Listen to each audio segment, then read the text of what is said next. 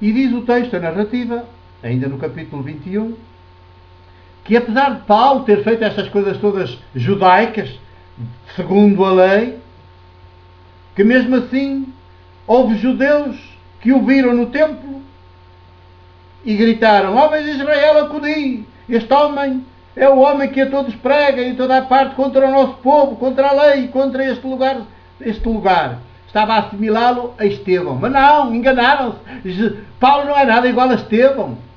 Tinha sido cúmplice da sua morte e não era nada igual a Estevão. Estevão é que fez isso, não Paulo. Pelo contrário, tinha acabado de estar no templo, fez lá os sacrifícios também, ofereceu, deu o dinheiro. Para ele o templo valia. O templo que mandou matar Jesus, que se coligou com o Império Romano. Então,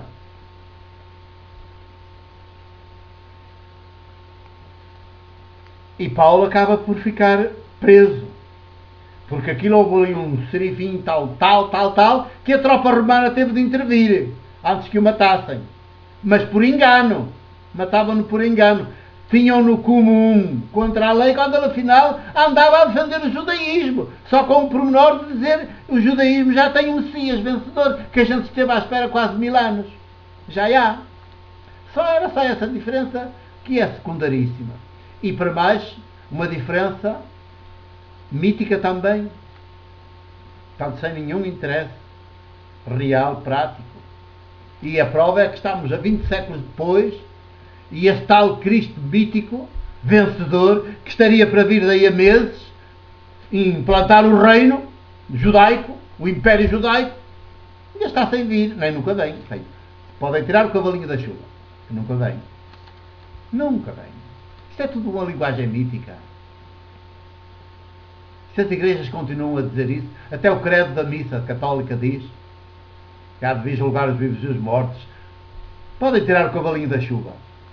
Isso é de um Deus ídolo, condenador, não é de Deus amor, HP. Abá. E então ele é preso, tenta falar e tal, consegue, já debaixo da intervenção dos romanos, já conseguiu falar, faz um discurso à multidão e lá conta que sou judeu, nascido em Tarso, da Cilícia, fui educado nesta cidade, instruído aos pés de Gamaliel, na Cilícia, em todo o rigor da lei dos nossos pais e tal. Pronto.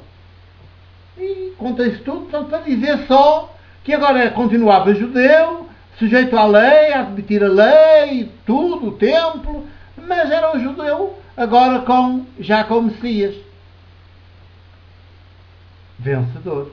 Ao contrário da maioria dos judeus que continuavam sem Messias vencedor. Mesmo lá por onde ele tinha andado, naquelas cidades todas, a tentar convencer os judeus, porque ia ser para as sinagogas, portanto falava aos judeus, alguns aderiam àquela sua pregação, a um judaísmo com Messias, mas se o reino que ele vinha estabelecer era para breve, dava-lhes sempre algum jeito prático. É sempre só por interesse. Aliás, a fé judaica o que é? É a idolatria, é uma fé interesseira, num Deus que há de proteger os judeus, sempre. Que fez dos judeus o seu povo eleito e, portanto, está sempre com eles contra os outros. Os outros são todos inimigos, a menos que se tornem judeus. Nem que seja só de segunda classe. Isso é o judeu-cristianismo, que é a negação praticamente de Jesus. Porque até o que há de Jesus no judeu-cristianismo não é o Jesus histórico. É o mítico Jesus. Tudo transformado, até as práticas políticas de Jesus foram transformadas em milagres. E até os seus duelos teológicos foram transformados em catequeses para ensinar a Bíblia. A Bíblia hebraica, antes de mais. Os salmos, ainda são os salmos que se rezam nas igrejas. Os salmos da Bíblia, que são todos assim, do Deus poder esmagador dos inimigos. Nunca pensaram nisso? Evangelho de Jesus, segundo Marcos e os outros que vieram a seguir. As igrejas não sabem nada disso. Conhecem os textos, lê-nos todos os domingos nas igrejas, nas missas, nas liturgias, nas missas ritualizadas, lê, mas depois não percebem nada do que estão a ler. Dizem cada parvoíce quando comentam aquelas leituras, que é uma dor da alma. Nem sei como ainda há gente que suporta essas coisas e vai lá domingo após domingo. E então o discurso não produziu efeito. E quando o tribuno romano ordenou que ele fosse conduzido para a fortaleza e o obrigassem a falar à força de vergastadas, a fim de saber por que motivo aquela multidão de judeus gritavam tanto contra ele, quando iam amarrar Paulo para ser açoitado, como Jesus foi, e vejam, ele que se gabava antes a dizer, eu vou a Jerusalém, só preciso morrer, eu morro. Não, chegou ali, começou a fazer tudo. Isto é um garoto.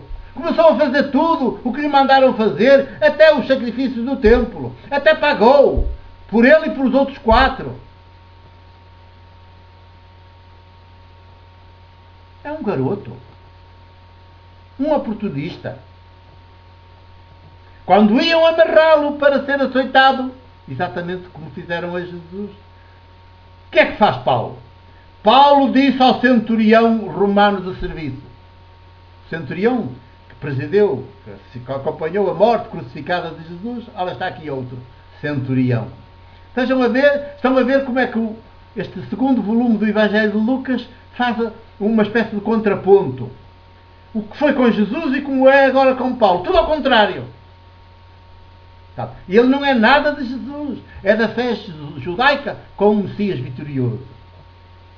Mas quando iam amarrá-lo para ser açoitado, Paulo disse ao centurião: tendes autoridade para açoitar um cidadão romano que nem sequer foi julgado? Ouvindo isto, o centurião correu a avisar o tribuno: que vais fazer? Esse homem é cidadão romano. O tribuno foi ter com Paulo e perguntou: diz-me, tu és cidadão romano? E ele respondeu: sou.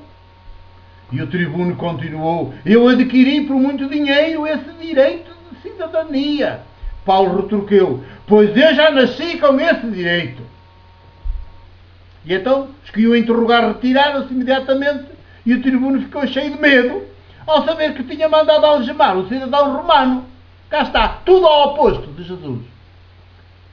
O cidadão romano, que é Pilatos, até crucifica. Mandou aceitar Jesus, Jesus é aceitado.